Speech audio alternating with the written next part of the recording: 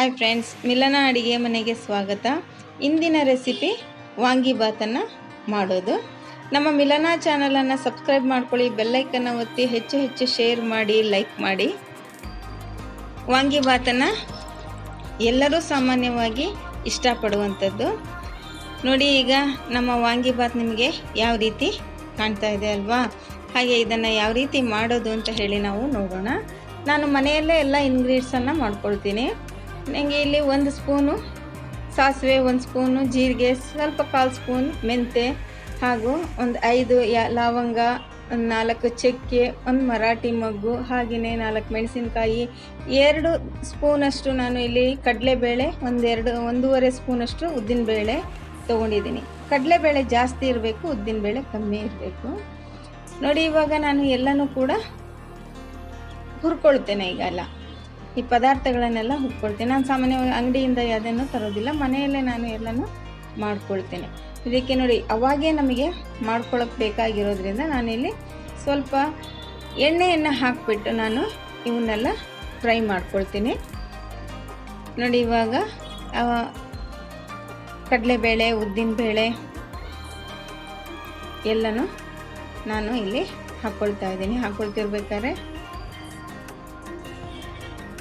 ಈ ಚಕ್ಕೆ, ಲವಂಗ ಎಲ್ಲ ಹುರಿದಿಟ್ಕೊಂಡಿದೆ, ಅದು ಕೂಡ ಬಂದಿದೆ. ಅದನ್ನೆಲ್ಲ ತೆಗೆದು ಮತ್ತೆ ನಾನು ಕ್ಲೀನಾಗಿ ಉದ್ದಿನಬೇಳೆ, ಕಡಲೆಬೇಳೆನ ಹುರ್ಕೊಳ್ತಾ ಇದ್ದೀನಿ. ಸ್ವಲ್ಪ ಎಣ್ಣೆ ಹಾಕಿ ಹುರಿದಾಗ ಅದು ಘಮ ಘಮ ಘಮ ಅಂತ ಸ್ಮೆಲ್ ಬರ್ತಾ ಇರುತ್ತೆ. ಅಡಿ ಎಲ್ಲ ಹುರ್ಕೊಂಡು ಇಟ್ಕೊಂಡಿದ್ದೀನಿ. ಈಗ ಸಾಸಿವೆ, ಜೀರಿಗೆ ಮತ್ತು ಮೆಂತೆನೂ ಕೂಡ ನಾವು ಇಲ್ಲಿ ಹುರ್ಕೊಳ್ಳೋಣ. ಸ್ವಲ್ಪ ಲೈಟಾಗಿ ಹುರ್ಕೊಳ್ಬೇಕು, ತೀರಾ ಮಾಡಿಸ್ಕೊಳ್ತಾ ಇರಬಾರ್ದು. ನೋಡಿ, ಇವಾಗ ಇದನ್ನೆಲ್ಲ ಹುರ್ಕೊಂಡಿದ್ದೀನಿ. ನಾನು ಪೌಡರು ಮಾಡ್ಕೊಂಡು ಇಟ್ಕೊಂಡಿದ್ದಂತಹ 1 ಸ್ಪೂನಷ್ಟು ಧನಿಯಾ ಪೌಡರನ್ನು ನಾನು ಹಾಕಿದ್ದೀನಿ. ಆ ಬಿಸಿಗೆ ಅದು ಇದಾಗುತ್ತೆ. ಹಾಗೆ ನೋಡಿ, ಇವಾಗ ನಾನು ಇದನ್ನೆಲ್ಲ ಮಿಕ್ಸಿ ಮಾಡಿಕೊಂಡು ಇಟ್ಕೊಳ್ತಾ ಇದ್ದೀನಿ, ಪೌಡ್ರ್ ಮಾಡ್ಕೊಳ್ತಾ ಇದ್ದೀನಿ. ವಾಂಗಿಬಾತ್ ಪೌಡರನ್ನು ನಾನಿಲ್ಲಿ ರೆಡಿ ಮಾಡ್ಕೊಳ್ತಾ ಇದ್ದೀನಿ. ಮಿಕ್ಸಿಗೆ ಹಾಕಿ ರೆಡಿ ಮಾಡಿ ಇಟ್ಕೊಂಡಿದ್ದೀನಿ ನೋಡಿ ಪೌಡ್ರು. ಇವಾಗ ನೋಡಿ, ವಾಂಗಿಬಾತ್ ಪೌಡರು ನಮಗೆ ರೆಡಿಯಾಗಿದೆ.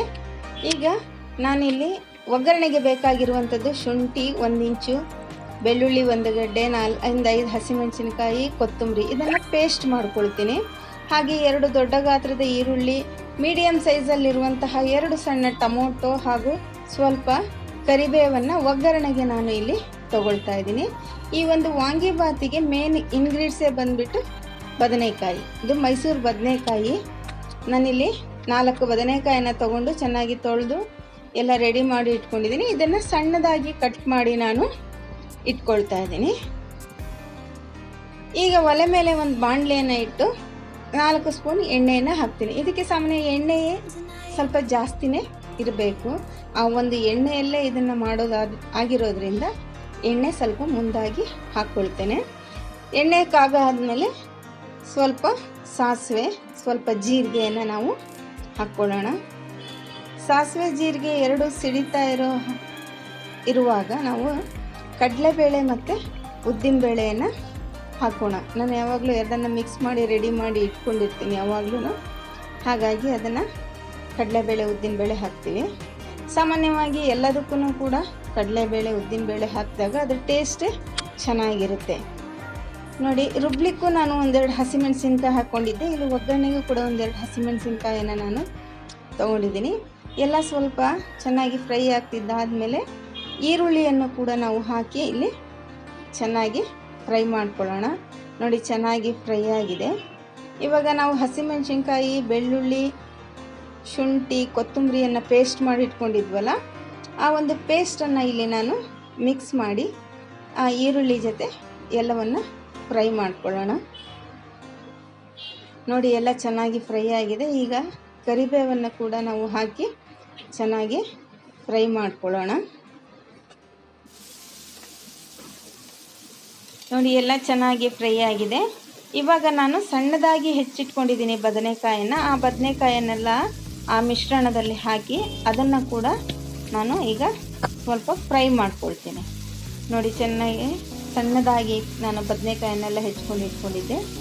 ಇವಾಗ ಅದನ್ನು ಹಾಕಿಬಿಟ್ಟು ಫ್ರೈ ಮಾಡ್ಕೊಳ್ತೀನಿ. ಇದನ್ನು ಫ್ರೈ ಮಾಡ್ತಾ ನಾವು ಇದಕ್ಕೆ ಸ್ವಲ್ಪ ಈ ಫ್ರೈ ಆಗ್ತಾನೆ ಒಂದೂವರೆ ಸ್ಪೂನಷ್ಟು ಅರಿಶಿಣ ಪುಡಿಯನ್ನು ನಾನಿಲ್ಲಿ ಹಾಕ್ತೇನೆ. 1 ಸ್ಪೂನಷ್ಟು ಅರಿಶಿಣ ಪುಡಿಯನ್ನು ಹಾಕಿ ಮಿಕ್ಸ್ ಮಾಡ್ಕೊಳ್ಳೋಣ. ಎಲ್ಲನೂ ಚೆನ್ನಾಗಿ ಮಿಕ್ಸ್ ಆದಮೇಲೆ ರುಚಿಗೆ ತಕ್ಕಷ್ಟು ಉಪ್ಪನ್ನು ನಾವಿಲ್ಲಿ ಹಾಕ್ಕೊಳ್ಳೋಣ. ಆವಾಗ ಚೆನ್ನಾಗಿ ಆ ಬದನೆಕಾಯಿ ಎಲ್ಲ ಬೇಯುತ್ತಲ್ವ, ಆವಾಗ ಉಪ್ಪು ಎಲ್ಲ ಚೆನ್ನಾಗಿ, ಉಪ್ಪು ಖಾರ ಎಲ್ಲ ಚೆನ್ನಾಗಿ ಅಂಟ್ಕೊಳ್ಳುತ್ತೆ. ನೋಡಿ ಎಷ್ಟು ಚೆನ್ನಾಗಿ ನೀಟಾಗಿ ಅಂಟ್ಕೊಳ್ಳುತ್ತೆ. ನಾವೀಗ ಈ ಸ್ವಲ್ಪ ಈ ಪ್ಯಾನನ್ನು ನಾವು ಮುಚ್ಚಿಬಿಟ್ರೆ ಆ ಒಂದು ಹಬೆಯಲ್ಲೇ ಅದು ಚೆನ್ನಾಗಿ ಬೇಯುತ್ತೆ. ನೋಡಿ ಇವಾಗ ನೀಟಾಗಿ ಚೆನ್ನಾಗಿ ಎಲ್ಲ ಬದನೆಕಾಯಿ ಆ ಹಬೆಯಲ್ಲೇ ಬೆಂದಿದೆ ಚೆನ್ನಾಗಿ ಅಲ್ವಾ.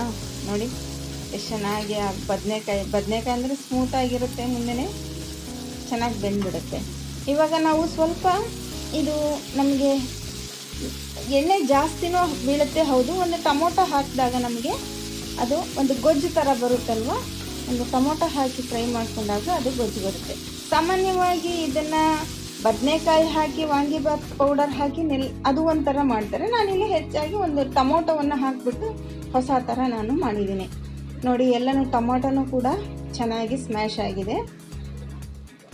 ಇವಾಗ ಇದಕ್ಕೆ ನಾವು ಚೆನ್ನಾಗಿ ಎಲ್ಲನೂ ಕೂಡ ಬೆಂದಿರೋದ್ರಿಂದ ನಾವಿಲ್ಲಿ ಈ ಗ್ಯಾಸನ್ನು ಬಂದ್ ಮಾಡಿಬಿಟ್ಟು ನಾವು ಈ ವಾಂಗಿಬಾತ್ ಪೌಡ್ರನ್ನು ನಾವು ಮಾಡ್ಕೊಂಡಿದ್ವಲ್ಲ, ನಾನಿಲ್ಲಿ ಒಂದು 2.5 ಸ್ಪೂನಷ್ಟು, ನಾನು ಅಷ್ಟು ಗೊಜ್ಜಿಗೆ 2.5 ಸ್ಪೂನಷ್ಟು ವಾಂಗಿಬಾತ್ ಪೌಡ್ರನ್ನು ಹಾಕಿ ಮಿಕ್ಸ್ ಮಾಡ್ಕೊಳ್ತಾ ಇದ್ದೀನಿ.